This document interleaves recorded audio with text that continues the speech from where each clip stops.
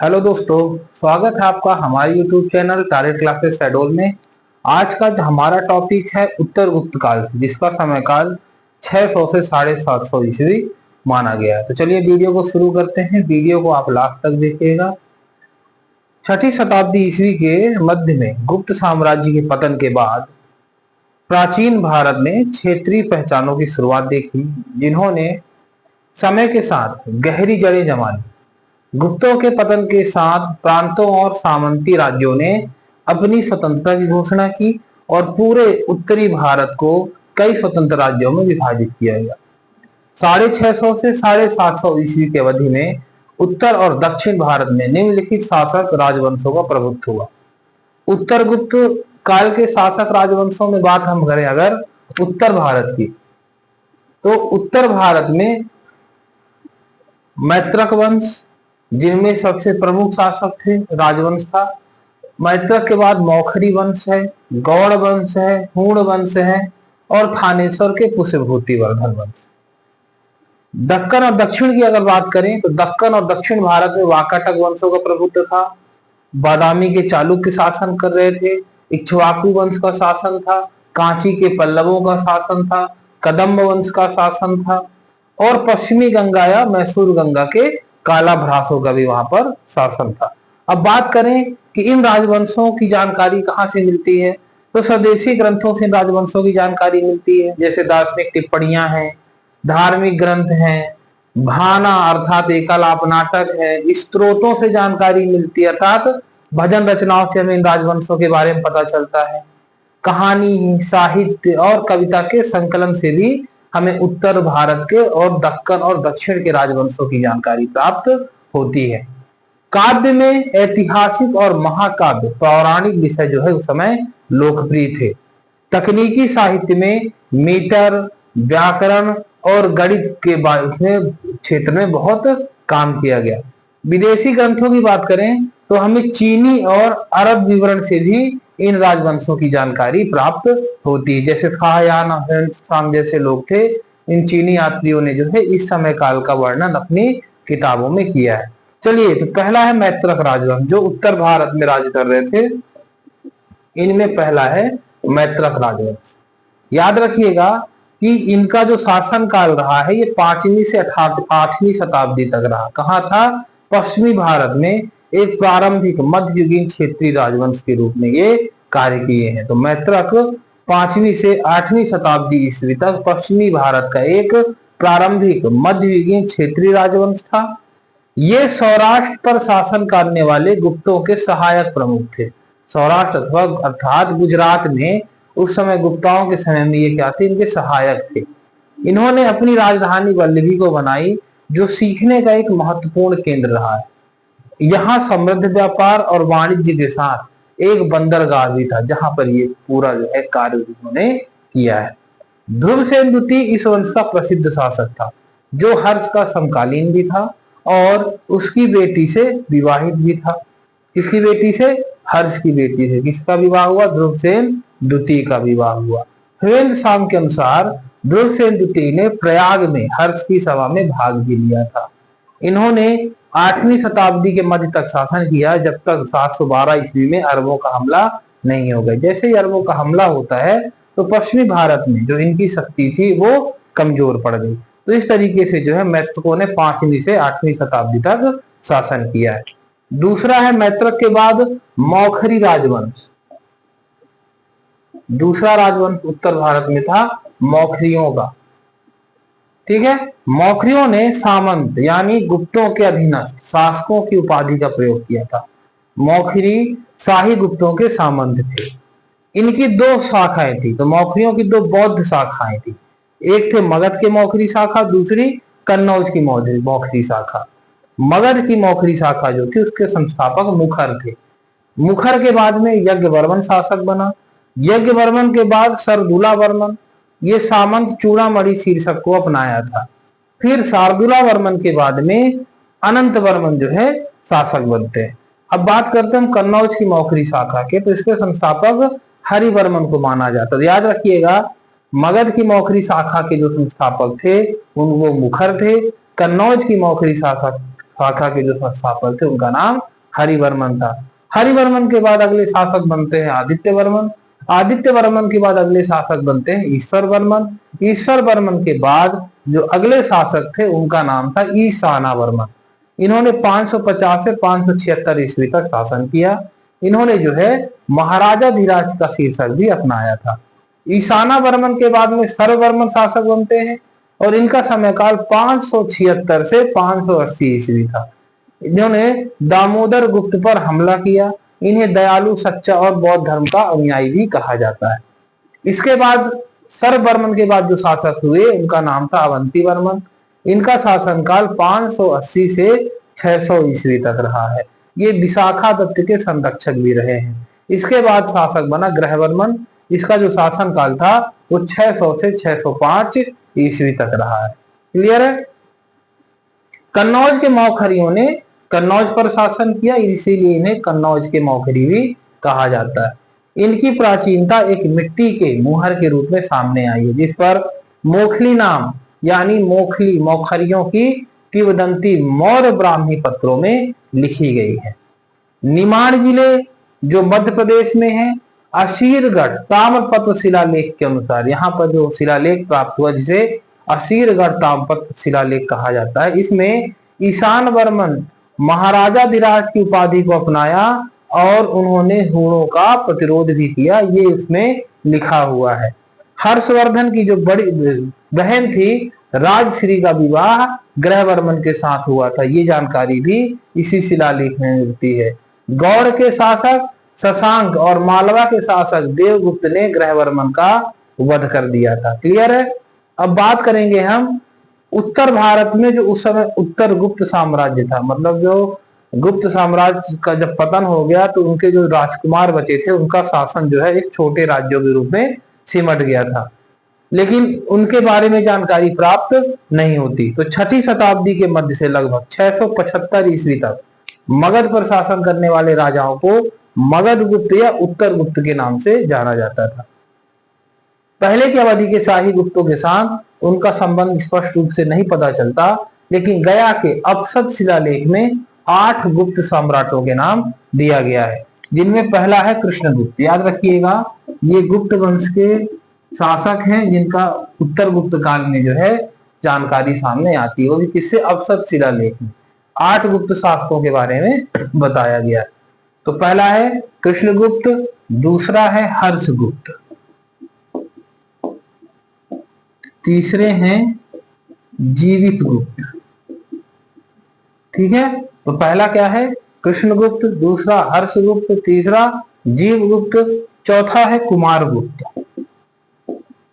चौथे हैं कुमार गुप्त, पांचवें है दामोदर गुप्त,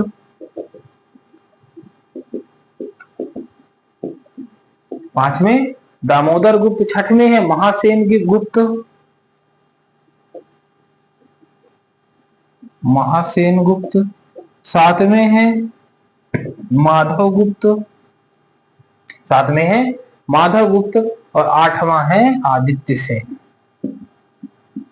आदित्य सेन। तो याद रखिएगा ये जो 8 नाम है ये अंतिम 8 गुप्त सम्राटों के नाम है।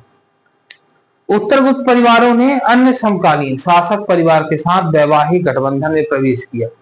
हर्षगुप्त ने अपनी बहन का विवाह एक मौखरी राजा से किया था। इस अवधि के दौरान उत्तर गुप्त एक या दूसरे दुश्मन के साथ लड़ाई में लगे रहे। हर्षगुप्त को हूणों से लड़ना पड़ा।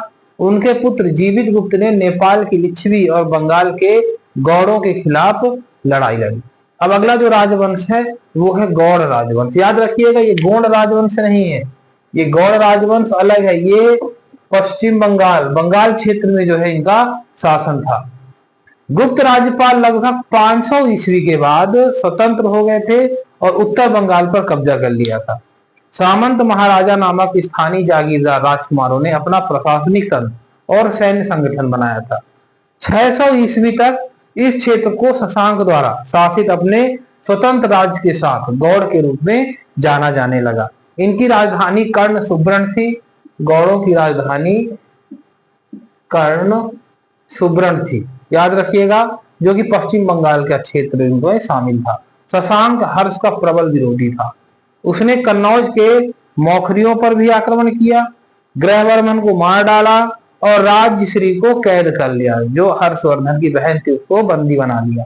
यहाँ तक कि इसने विश्वासघाती तरीके से राज्यवर्धन की भी हत्या कर दी। राज्यवर्धन कौन? जो हर्षवर्धन का बड़ा भाई, आगे हम लोग पढ़ने वाले हैं। तो राज्यवर्धन की इसने हत्या कर दी। उस समय राज्यवर्धन थानेश्वर का शासक रहा है। हेलसांग द्वारा यह बताया गया एक लेख में कि यह बौद्ध धर्म के प्रति बहुत असहिष्णु और दमनकारी था।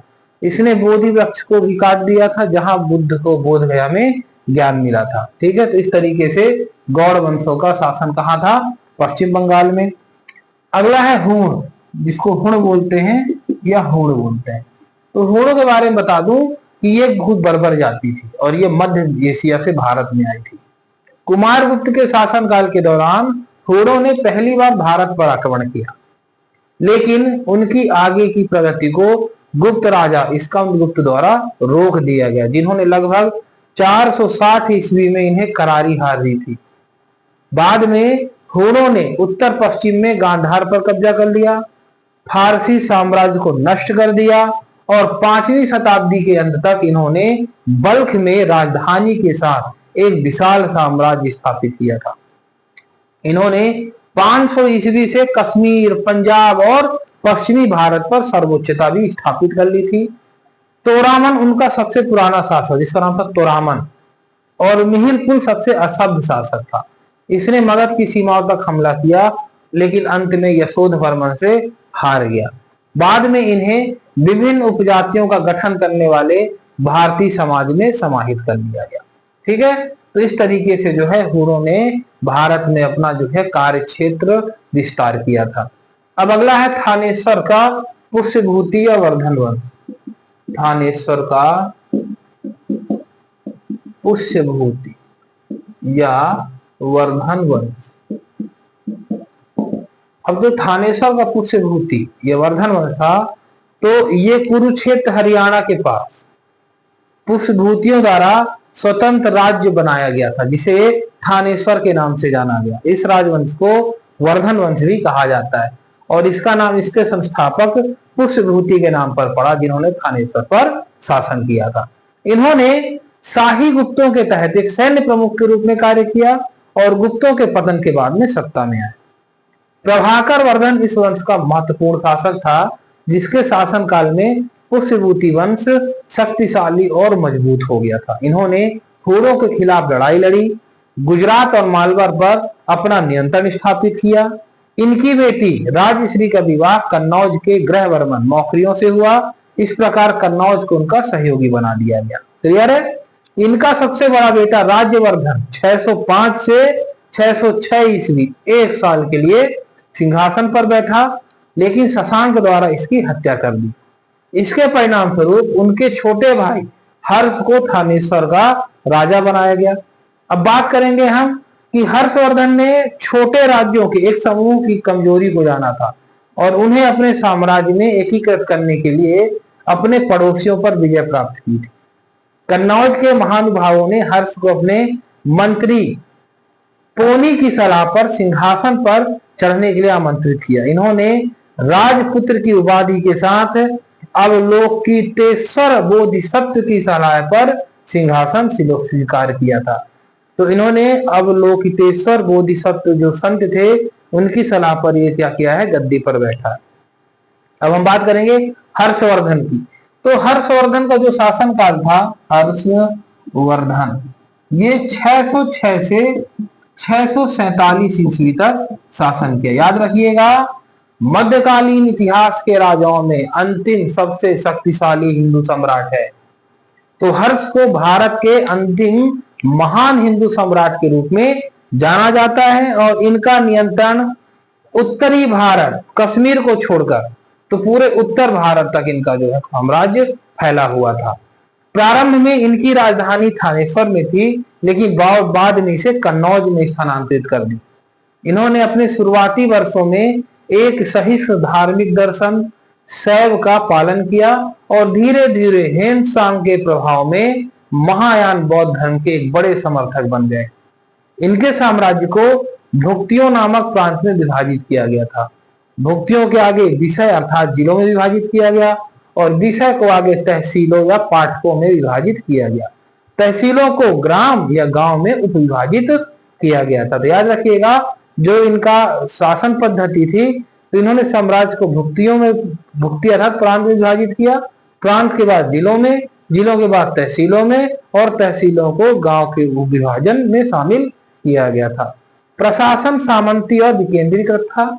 हर सामंत ने अपने कोटे के पद सैनिक और घोड़े का योगदान दिया। इस तरह शाही सेना की संख्या में विशालतम इन्होंने अपना पद प्राप्त किया है। अधिकारियों को भूमि अनुदान के साथ पुरस्कृत करने और भुगतान करने की सामंती प्रथा हर्ष के तहत शुरू हुई। कृषि, हस्तशिल्प, व्यापार और वाणिज्य में गिरावट आई। इस अवधि के दौरान सिक्कों की भी कमी थी। इन्होंने प्रयाग में अपने शासनकाल के 5वें वर्ष में धार्मिक सभाओं का आयोजन किया। इन्होंने ह्वेन सांग के सम्मान में कन्नौज में एक सभा भी बुलाई थी।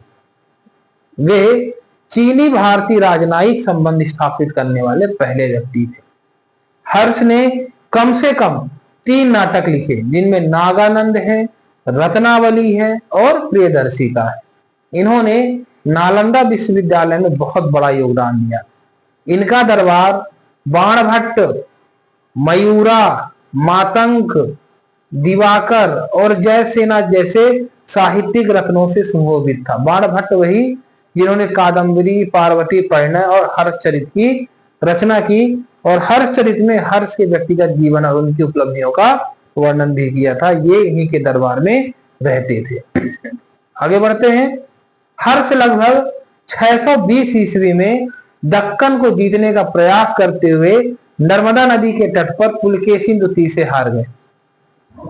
पुलकेशिन द्वितीय के ऐहोल शिलालेख में हर्ष को सकलोत्तर पथनाथ अर्थात उत्तर के स्वामी के रूप में वर्णित किया गया है। अपनी शक्ति की ऊंचाई पर सम्राट हर्ष के राज्य ने पंजाब, राजस्थान, बंगाल, गुजरात, ओडिशा और पूरे सिंधु गंगा के मैदान को अंतर्निहित किया, जो नर्मदा नदी के उत्तर में स्थित था। हर्ष ने 647 ईस्वी में अपनी मृत्यु तक लगभग 41 वर्षों तक शासन किया। इन्होंने कन्नौज की गद्दी का कोई वारिस नहीं छोड़ा था। उनकी मृत्यु के बाद उनका साम्राज्य अराजकता के दौर में गिर गया और विघटित हो गया, उसका पतन हो गया। अब बात करते हैं ह्वेन सांग। तो उन्हें तीर्थ यात्रियों के राजकुमार के रूप में जाना जाता है, क्योंकि उन्होंने बुद्ध के जीवन से जुड़े महत्वपूर्ण तीर्थ यात्री केंद्रों का दौरा किया था। इन्होंने 629 ईस्वी में चीन छोड़ दिया और भारत की यात्रा की। इन्होंने नालंदा विश्वविद्यालय में अध्ययन किया और भारत से बौद्ध ग्रंथों को एकत्र किया। 645 ईस्वी में चीन वापस लौटने से पहले वे हर्ष के दरबार में 8 साल तक रहे। इन्होंने अपनी पुस्तक सी यूकी में हर्षवर्धन का विस्तृत विवरण दिया है और उस समय भारत की राजनीतिक, सामाजिक, धार्मिक और आर्थिक स्थितियों का भी वर्णन किया है। हर्षवर्धन का जो शासन काल था वो 606 से लेकर के 647 ईस्वी तक रहा है। अब बात करें हर्षवर्धन की सेना की, तो हर्ष ने सेना की ताकत पर बहुत ध्यान दिया था। उनकी सेना में हाथी, पैदल सेना और घुड़सवार सेना भी शामिल थे। साधारण सैनिकों को भाट और चाट कहा जाता था। पैदल सेनाधिकारियों को बलाधिकृत और महाबलाधिकृत कहा जाता था। घुड़सेना अधिकारियों को बृहदीश्वर के नाम से जाना गया है। इनके प्रशासन की अगर हम बात करें तो हर्ष के शासन काल के दौरान मंत्री स्तरीय प्रशासन शाही गुप्तों के समान था। राजा को अपने कर्तव्यों में मंत्रियों की एक मंत्री परिषद द्वारा सहायता प्रदान की गई थी। अब बात करें इनके मुख्य अधिकारियों की थी, तो इनमें बड़ाधिकृत जो सेनापति का कमांडर था, बृहदेश्वर प्रमुख घुड़सवार सेना अधिकारी था, कटुका जो हाथी बलों के सेना नायक होते थे, महाबलाधिकृत उन्हें कहा गया जो क्षेत्र में सर्वोच्च कमान के अधिकारी थे, महासंधि विग्राहक युद्ध और शांति के मंत्री कहलाते थे, अचपतलिका या जुतुका ये अभिलेखों के रखवाले थे। महाप्रतिहार ये मुख्य संरक्षक थे। कुमार मात्य राजकुमार के परामर्शदाता कहलाए। मीमांसक ये न्यायमूर्ति थे। राजदूत जिन्हें हम अम्बेसडर कहते हैं। भोगपति राज्य की उपज के संग्रह के लिए यही जिम्मेदार थे। उपरिक्त एक प्रांत के गवर्नर का आधिकारिक शीर्षक था। विश्वपति विषा या आधुनिक जिले के प्रमुख थे। दौसधनिक ये गांव के अधीक्षक थे। ठीक है, इस तरीके से इन्होंने जो है अपने मुख्य अधिकारियों का पद अलग अलग क्षेत्र में वर्गीकृत करके रखा था। अब बात करेंगे हम आय के स्रोत की, राजस्व की। तो बलि, हिरण्य और भाग हर्ष की अवधि के दौरान एकत्र किए गए 3 प्रमुख कर थे। किसानों और व्यापारियों द्वारा नगद में भुगतान किया जाने वाला कर था, जिसे बलि और हिरण्य कहा गया। और भाग भूमि कर का भुगतान था। भूमि राजस्व के रूप में राजा का हिस्सा कृषि उपज का 1/6वां भाग था। अब हम बात करें खर्चे की, व्यय की, तो ह्वेन-त्सांग ने अपने वृत्तांत में उल्लेख किया कि हर्ष के राजस्व को 4 भागों में विभाजित किया गया था। एक हिस्सा राजा के व्यय के लिए निर्धारित किया गया था, दूसरा विद्वानों के लिए, तीसरा अधिकारी और लोक सेवकों की बंदोबस्ती के लिए, चौथा जो व्यय किया जाता था वो धार्मिक उद्देश्य के लिए किया जाता था। फिर बात करते हैं हम कानून और सजा की। तो सजा किए गए अपराध के अनुसार थी। सामान्यतः अपराध अगर किसी ने किया है तो जुर्माने का भुगतान। सामाजिक गतिशीलता या राजकोषीय कर्तव्य का उल्लंघन किया तो अंगों को काट दिया गया, अलग कर दिया गया। कानून का उल्लंघन या राजा के खिलाफ साजिश के लिए आजीवन कारावास या सामाजिक बहिष्कार कर दिया जाता। तो इस तरीके से हर्षवर्धन का शासनकाल चला है, जिनमें इन्होंने जो है तो कानून व्यवस्था में मौत की सजा कहीं भी नहीं बताई गई है। अगर किसी ने ऐसी कोई सजा की तो उन्होंने क्या किया है, अंगों को अलग कर दिया। 629 ईस्वी से 645 ईस्वी की अवधि के दौरान भारत के बारे में ह्वेन-त्सांग ने जो लिखा उसमें उन्होंने लिखा कि पाटलिपुत्र और वैशाली पतन की स्थिति में थे। प्रयाग और कन्नौज महत्वपूर्ण हो गए थे। पाटलिपुत्र ने अपनी प्रमुखता खो दी और इसका स्थान कन्नौज ने ले लिया। बड़े अपराधों के लिए शारीरिक दंड प्रथा में था, लेकिन मौत की सजा से बचाया गया था। अधिकांश शहरी में गहरी दीवारें थी, बाहरी दीवारें थी जो चौड़ी और ऊंची थी। सड़कें सकरी थी। शानदार बहुमंजिला संरचनाएं भट्टे से पकी हुई ईंटों, लाल बलुआ पत्थर और संगमरमर से बनाई गई थी। घरों में लकड़ी से बनी बालकनी थी और चूने के मोटार से लेपित थी। फर्श को गाय के गोबर से लिपा गया था। इस अवधि में कई उपजातियां देखी गई जिन्हें वर्ण संकर कहा जाता है। समाज के 4 प्रभागों के व्यवसाय पिछले समय की तरह ही व्यवहार में बने रहे। भले ही जाति व्यवस्था कठोर थी, लेकिन समाज के विभिन्न वर्गों के बीच कोई सामाजिक संघर्ष नहीं था। विधवाओं को पुनर्विवाह की अनुमति नहीं थी और स्वयंवर को अस्वीकार कर दिया गया था। सती के संदर्भ के साथ दहेज प्रथा आम हो गई थी। उच्च वर्गों के बीच पर्दा प्रथा का पालन नहीं किया गया था। लोग बहुत ही साधारण जीवन जीते थे। इन्होंने सोने और चांदी के गहनों के साथ रंगीन सूती और रेशम के कपड़े पहने थे। खाने में प्याज और लहसुन का इस्तेमाल आम नहीं था। वे चीनी, दूध, घी, चावल का उपयोग करते थे। मछली और मटन का कभी कभी सेवन किया जाता था। किसानों की स्थिति महिलाओं की तरह गिर गई। किसानों को धार्मिक लाभार्थियों के तहत रखा गया था। उन पर कई करों का बोझ था, जैसे उदरंगा अर्थात सीमांत शुल्क, उपरिकर उपरिक नामक विभागीय अधिकारियों को दक्षिणा देना, रिश्वत देना या श्रद्धांजलि देना। सभी किस्मों का जबरन श्रम दृष्टि इस समय प्रचलित था।